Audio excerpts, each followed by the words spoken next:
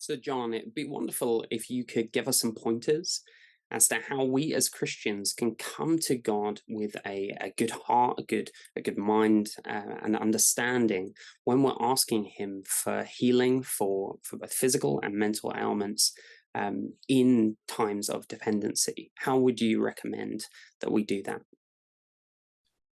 Although autonomy I think, is a secular concept. This idea that I make my own rules really doesn't fit with Christian thinking at all.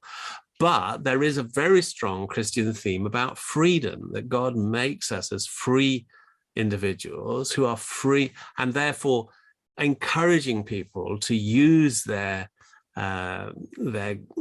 independence as much as possible is a positive thing. In other words, to maximize their freedom. And so, yes, if we're struck by something which really restricts our abilities and functions, I think it's totally appropriate for us to pray that God would restore us, that He would give us more strength and more ability to live our own lives and be independent. But of course, we pray that prayer knowing that it may not be answered, or that God's answer may be no.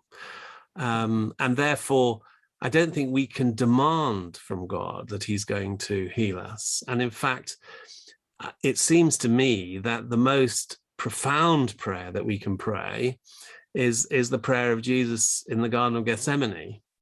And it seems to me that because often it's one of the mysteries I've often reflected about. I see some people who go through periods of dependence and struggle, and they just seem to become bitter and turned in on themselves and angry, and it seems destructive. Whereas for other people, they seem to have a much more positive and life-affirming response.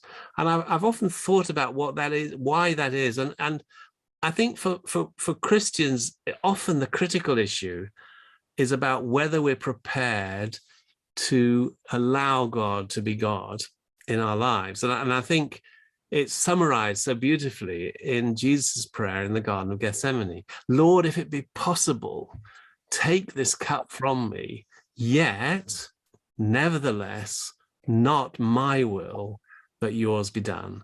And I think if we can take that prayer and really mean it, that prayer becomes a way of unlocking God's blessing, that prayer of acceptance.